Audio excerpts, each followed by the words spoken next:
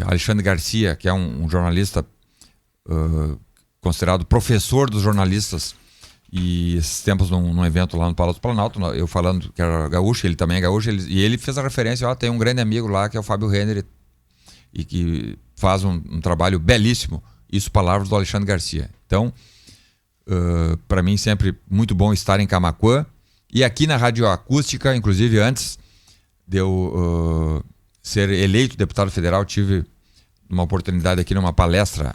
Eu sou oriundo da Polícia Federal e vim falar sobre combate à corrupção aqui em Camaquã, numa palestra que fizemos na Associação Comercial e Industrial de Camaquã, e naquela oportunidade, isso em 2017 ou 2018, acho que foi 2017.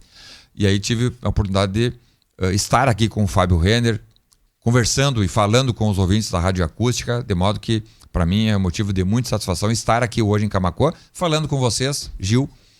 Cumprimento toda a população de Camaquã, né? E agora estivemos visitando a PAI de Camaquã, que é uma instituição belíssima, muito bem conduzida. Os diretores da PAI nos apresentaram todas as instalações muito qualificadas, que prestam um serviço digníssimo, não só à população especial de Camaquã, mas de toda a região. Então, Gil Martins, obrigado por nos receber aqui na Rádio Acústica. E nós lá em Brasília, né, eu atuo na vice-liderança do governo na Câmara dos Deputados, do governo Bolsonaro, e sempre procuro estar muito atento à região sul do estado do Rio Grande do Sul. Nós, daqui de Camaquã, vamos a São Lourenço, onde temos uma agenda importante lá agora, 11 horas até às 14 horas em São Lourenço. E essa região sul tem sido objeto das atenções do governo federal. Prova disso é a agilização, a aceleração das obras da 116, algo que vinha patinando, vinha claudicando nos últimos anos, e com o ministro Tarcísio Gomes de Freitas, a 116 Sul foi priorizada ao ponto de nós, se Deus quiser, até talvez meio desse ano, termos as obras todas concluídas, o que, além de trazer desenvolvimento para a região sul do estado do Rio Grande do Sul, vai trazer com certeza, isso não há dúvida, maior segurança viária.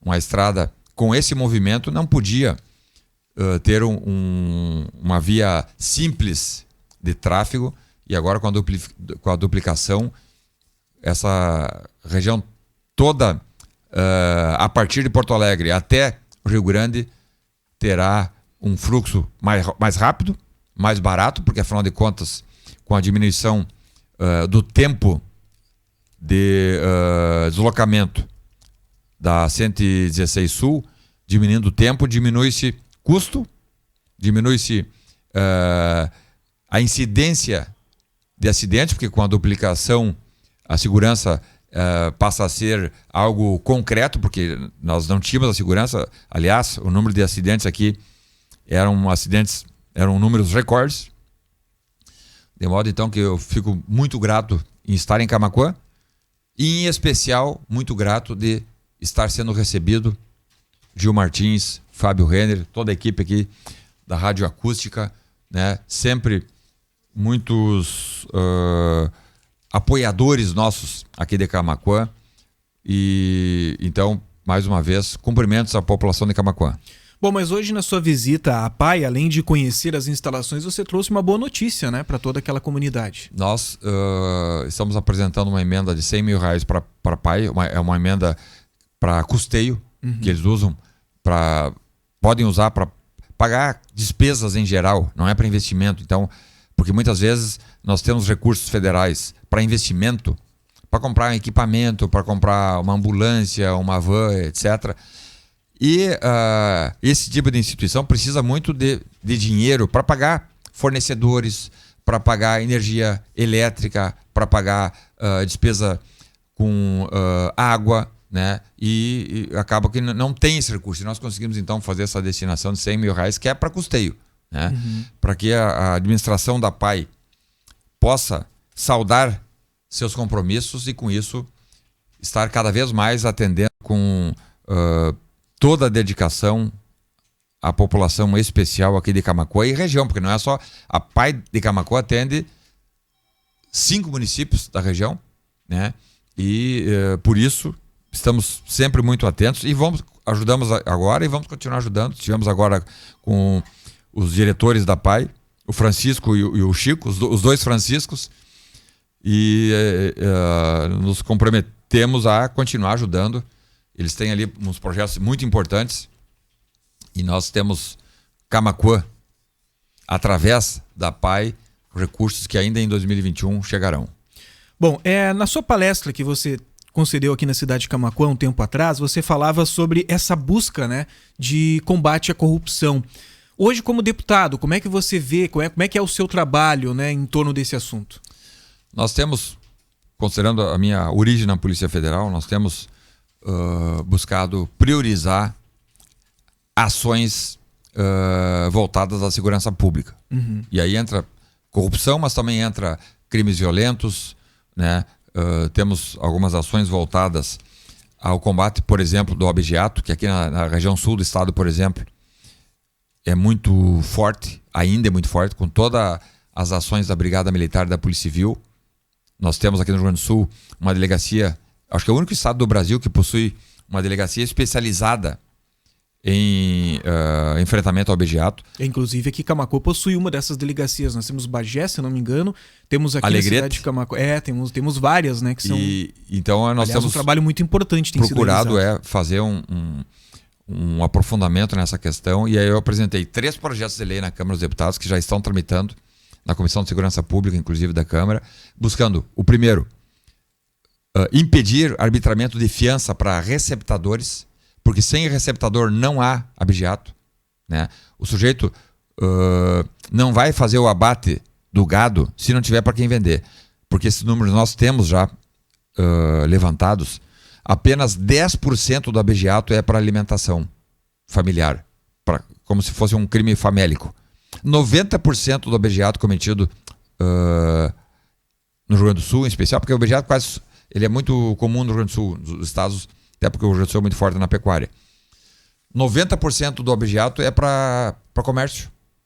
Então, nós apresentamos um projeto proibindo a fiança daqueles que forem presos em flagrante vendendo carne, produto de abigeato. Porque hoje o sujeito que é flagrado pela fiscalização, pela Polícia Militar ou pela Polícia Civil vendendo carne sem autorização, essa carne é produto de abigeato, 100%.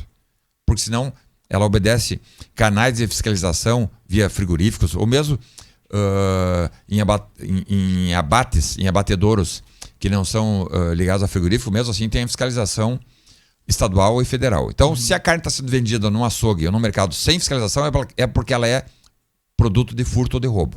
Uhum. E esse comerciante que é flagrado hoje, ele vai até a Polícia Civil, pode até ser autuado em flagrante, mas ele paga a fiança e sai pela porta da frente.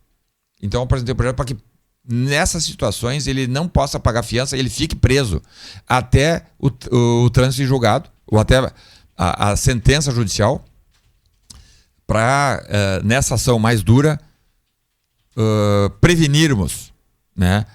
Prevenirmos e usarmos de forma até pedagógica uma ação do Estado, então, antes da sentença judicial, para que aqueles comerciantes que ousem vender carne e produto de abigeato pensem 2 vezes, porque se eles forem presos, eles vão ficar presos até o julgamento. Isso pode levar até 2 anos, né? Para que as pessoas entendam a importância de um projeto como esse, ao contrário do que muitos pensam, isso não traz um problema financeiro somente para os proprietários desses animais que estão eles furtados. A gente tem uma questão de saúde pública, né? Porque você é um animal que não passou pela fiscalização, como você mesmo citou agora há pouco, né? Uma questão sanitária. Então, é um risco de saúde pública em meio a tudo isso. E é uma questão econômica que envolve também, né? Porque os frigoríficos que atuam de forma correta, eles pagam taxas, pagam os ICMS. Os açougues que vendem, né? carne legal, que são grande maioria,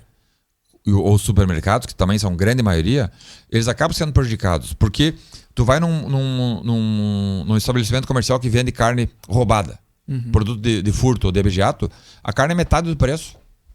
Ele não, além de... Ele não paga nenhum tipo de tributo, né? A carne não tem controle sanitário e, além disso, o objeto nessa nossa região causa um abalo nos produtores. O abalo moral, o abalo anímico que causa nos produtores rurais é muito grande. Tem regiões como Santa Vitória do Palmar, por exemplo, que os produtores pararam de produzir ovelha. Simplesmente desistiram de produzir ovelha, estão só plantando arroz. Porque o abigeato proibiu a produção de ovelha. Veja, então o Estado está dando um atestado de incompetência que não consegue pegar... E é muito fácil de prender os abigetários. A brigada faz apreensões quase que diárias de sujeitos presos em flagrante conduzindo gado roubado nas rodovias. Só que, como a legislação é muito branda, é um crime sem violência, né? E em sendo um crime sem violência, em tese, a nossa legislação não permite que esses sujeitos fiquem presos, eles são autuados e soltos na mesma hora. Né? Deixa eu te fazer uma pergunta também, que também vai de encontro a essa questão da luta contra o abigeato. Muito se falou há um tempo atrás sobre a possibilidade de armar os produtores rurais, ou seja, legalizar o porte de armas para esses produtores rurais. Como é que está o andamento dessa questão? Nós temos um projeto de lei 6438 apresentado pelo governo Bolsonaro. É um projeto de iniciativa do Poder Executivo, foi encaminhado em final de 2019, antes da pandemia. Uhum. Projeto de lei 6438 que estabelece o novo Estatuto de Armas. Ele vai revogar o Estatuto do Desarmamento e vai criar um novo Estatuto de Armas, né? E nesse estatuto, nesse projeto de lei, nós vamos ali, inclusive eu serei o relator desse projeto na Comissão de Segurança Pública da Câmara. E a ideia é fazer com que todos os brasileiros que preencham os requisitos legais de aptidão psicológica, aptidão no manuseio da arma, como também possuam ficha corrida positiva, favorável, junto à justiça, tenham a sua licença para portar uma arma, seja no campo, seja na cidade. Porque hoje, mesmo um produtor rural ou um cidadão que eventualmente tenha que se deslocar para a campanha, ele praticamente é proibido de ter um porte de arma, porque mesmo preenchendo os requisitos legais, mesmo assim, há um critério subjetivo na lei que diz que, mesmo preenchendo os requisitos legais, o sujeito não tem direito objetivo de ter o porte. Então, vamos retirar essa exigência do critério subjetivo e dizer que todo sujeito que preencha os requisitos estabelecidos na lei possam ter uma licença para portar uma arma. E aqui é um caso específico, Camaquã e região,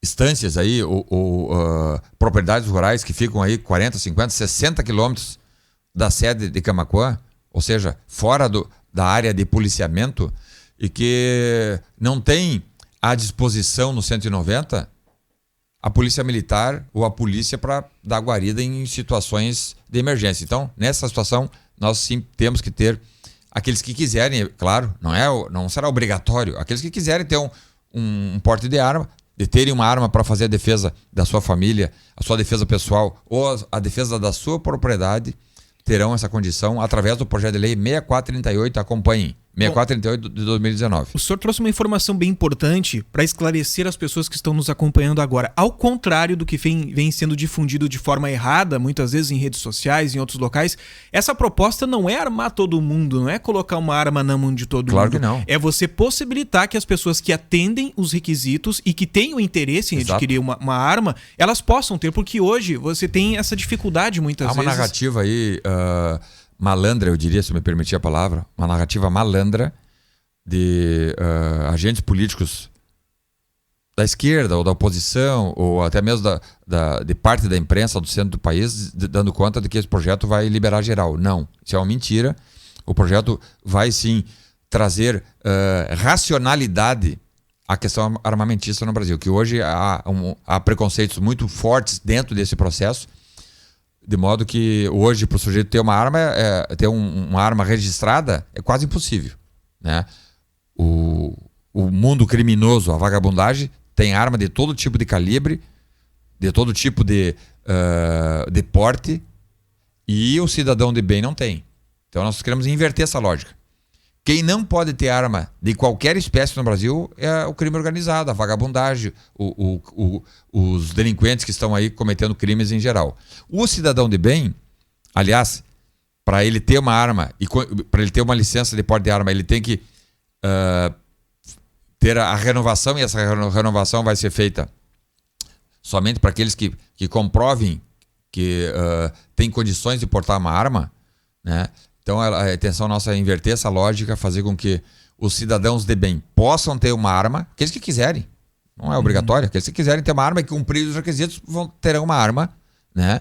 E aqueles que não devem ter arma, que são os criminosos, esses sim, nós temos que tirar de circulação, né? E o sujeito pego com uma arma, sem registro ou sem porte, ou utilizando uma arma com numeração raspada, ou utilizando uma arma clandestina para cometer qualquer tipo de crime, esse tem que ter todo o peso do Estado, todo o peso legal, para que seja recolhido a um presídio, a uma cadeia pública, e ali fique por no mínimo 10 anos. Essa é a pena que nós queremos colocar, a pena mínima de 10 anos para aqueles que utilizarem arma de fogo clandestina para cometer crime, porque eu falava sobre o abigeato, que a pena é muito branda, mas o sujeito que hoje é pego cometendo um assalto à mão armada, que não tenha resultado lesão, ele usou uma arma para fazer um assalto, mas ele não puxou o gatilho.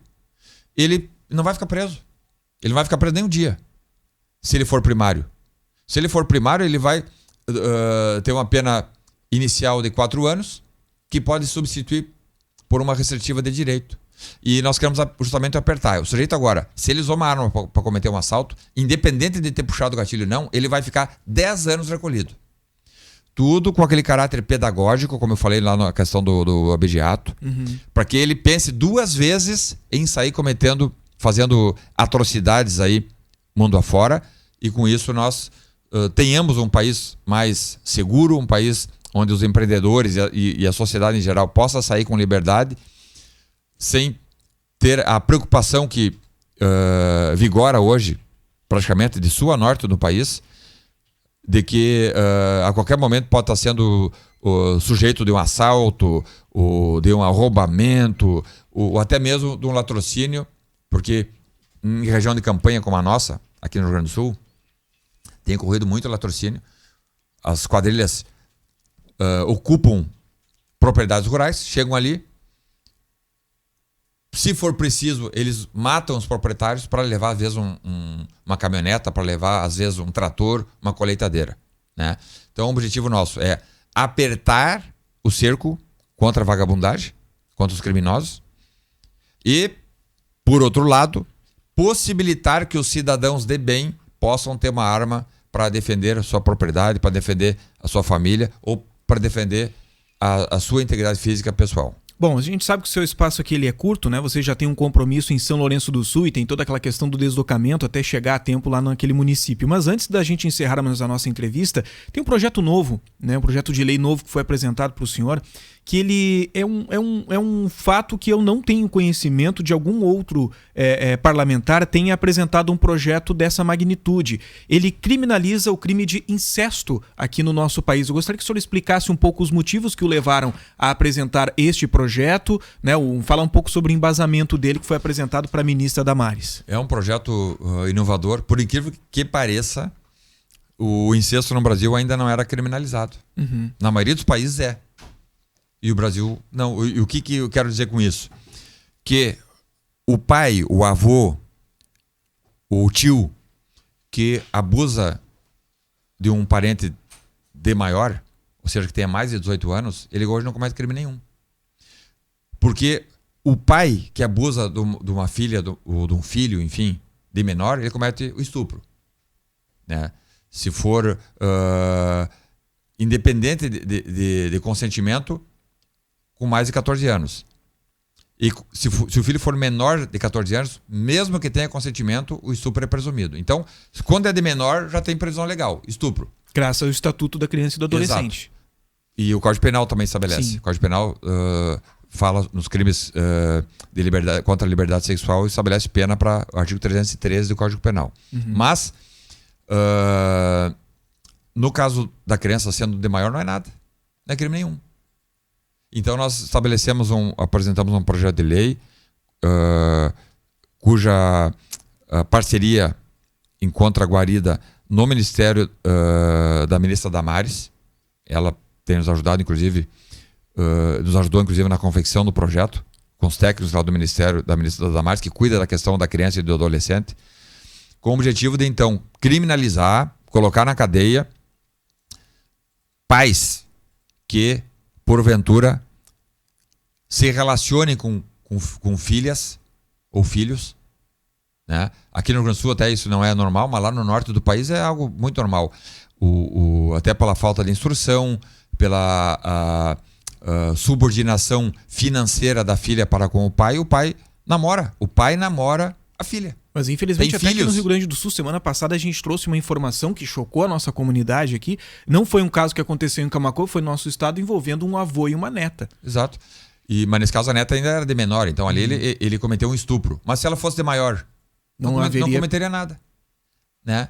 Então a ideia é fazer a criminalização, né? Temos uma questão moral aí envolvida, temos uma questão biológica também envolvida. 70% dos pais que tiveram filhos com os filhos, ou seja, ele é pai e avô ao mesmo tempo, as crianças nascem com problema em razão da questão biológica. São do mesmo sangue e a regra é que esse filho tenha problemas de saúde. Então, além da questão moral, tem a questão biológica, né? Tem a questão ética, familiar, que o Estado precisa fazer a proteção. E como na maioria dos países do mundo isso é uma realidade e nós aqui no Brasil ainda não enfrentamos, desde 88, com o novo corpo jurídico e legal brasileiro, esse tema não foi enfrentado por questões ideológicas, porque a esquerda acha que isso aí não tem que ser criminalizado, tem que ser... Eles pregam até essa liberalidade sexual e nós somos contrários. Então apresentamos o projeto de lei que já está tramitando, aguardando o relator na Câmara dos Deputados, e esperamos que, depois de um debate honesto, idôneo, sem preconceitos, nós possamos também enfrentar essa questão, que é uma realidade hoje, infelizmente, no Brasil, né? E precisamos superar mais esse tabu, fazendo com que o pai que, porventura, venha se relacionar com a filha, sendo de maior, seja penalizado, seja levado à cadeia, porque, como eu disse, tanto lá nessa questão, eu falei sobre a questão do objeto, né? Uhum. Mas nessa questão também nós tenhamos uma mensagem do Estado pedagógica. Porque quando o Estado diz, agora é crime o pai que abusa da filha, mesmo ela sendo de maior. Mesmo aqueles mais abusados vão pensar duas vezes em ultrapassar o sinal com suas filhas. Então a ideia é, através desse projeto de lei, né, fazer com que, Brasil afora, haja aí um respeito no âmbito familiar entre pai e filhas, há casos também entre mães e filhos, por incrível que pareça. Há mães que se viciaram filhos, né? E a subordinação econômica e até a afetiva, ela comanda essas relações. Então, mais um projeto que nós estamos aí buscando fazer a discussão dentro da Câmara e, se Deus quiser, aprovarmos em plenário, o quanto antes ainda no nosso mandato, aprovarmos esse projeto para que essa questão seja também resolvida no Brasil, algo que eu, como disse, que em outros países já foi resolvido há muito tempo, né? Há um caso até típico nos Estados Unidos, onde um pai conheceu a filha só depois dela adulta. Ele separou da mãe e foi para o mundo, e depois de adulto, o pai e a filha se conheceram, se enamoraram, ela já de maior, isso nos Estados Unidos. E aí lá já é penalizado. Uhum. O pai foi preso, foi condenado, foi preso, cumpriu pena, e a filha, vejam só, olha a questão afetiva, ética e moral que envolve. A filha, contrariada com a prisão do namorado do marido pai, se suicidou. o pai na cadeia foi lá e também se suicidou. Então, essas questões todas, né, são realidades hoje na sociedade mundial, e aqui no Brasil precisamos que também encaremos com toda a responsabilidade que a situação precisa e merece. Nós temos aí um crescente número de abusos sexuais de pais contra filhas, de avós contra netos, de tios contra sobrinhos. Porque segundo o nosso projeto, só vigora na linha sucessória vertical. São só os parentes diretos, né? Então, estamos dispostos a fazer um debate qualificado dentro do Congresso Nacional. Claro, já sabemos, já recebi contrariedades de deputados da esquerda dizendo que é um projeto absurdo, mas vamos fazer o debate e tenho certeza que a maioria do parlamento entenderá a nossa proposta e criminalizaremos o incesto no Brasil, tanto quanto em 90% dos países do mundo afora. Era justamente a pergunta que eu ia fazer, né? Como é que tinha sido a aceitação desse projeto, mas já deu pra gente perceber que mesmo assim, mesmo a gente apresentando esses argumentos, apresentando números, como você mesmo disse, é um trabalho que ele há um consenso juntamente com o Ministério da Mulher, da Família e dos Direitos Humanos, né, para se obter os dados, né, sobre como está essa situação no país. E mesmo assim a gente já pôde perceber que há uma contrariedade de alguns parlamentares. Eu queria agradecer a sua participação hoje aqui no nosso programa. Gostaria de fazer outros questionamentos, mas o espaço ele é curto e está convidado a vir novamente em outros... Obrigado, Gil Martins. Obrigado, Fábio Renner. Obrigado aos ouvintes da Rádio Acústica. E sempre à disposição mesmo lá em Brasília, né, à disposição para nós, a partir do nosso gabinete, a partir da Câmara dos Deputados em Brasília, entrarmos ao vivo aqui, ou quando vocês quiserem, entrarmos ao vivo lá de Brasília para falarmos e trocarmos ideias sobre inúmeros projetos que tramitam na Câmara, como também das ações do governo Bolsonaro, do governo federal em Brasília. Cumprimento aqui meu amigo Teobaldo Meine, que é nosso parceiro aqui em Camaquã, e com isso eu me despeço de Camaquã. Vamos agora a São Lourenço. Muito obrigado pela hospitalidade e sempre orgulhoso de saber que a Rádio Acústica é aqui na região sul do estado do Rio Grande do Sul um canhão de informação que leva sempre as informações honestas, idôneas. Isso é importantíssimo, levar informação idônea e verdadeira à população brasileira. Então obrigado pela oportunidade e um abraço a toda a população de Camaquã. Muito bem, este é o deputado Biratã Antunes Sanderson, do PSL, hoje interagindo conosco, ao vivo aqui na nossa cidade, fazendo uma visita no município de Camaquã, e agora em deslocamento. Ele vai continuar na região, ele vai lá para a cidade de São Lourenço do Sul, onde tem uma agenda de compromissos no dia de hoje. São 10 horas e 27 minutos, a temperatura agora em Camaquã é de 23 graus e 3 décimos, é hora do intervalo comercial e daqui a pouquinho estaremos de volta com mais informações.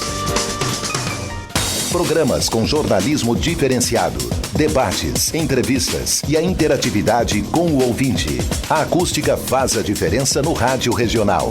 Jornalismo Acústica. Informação, agilidade e credibilidade.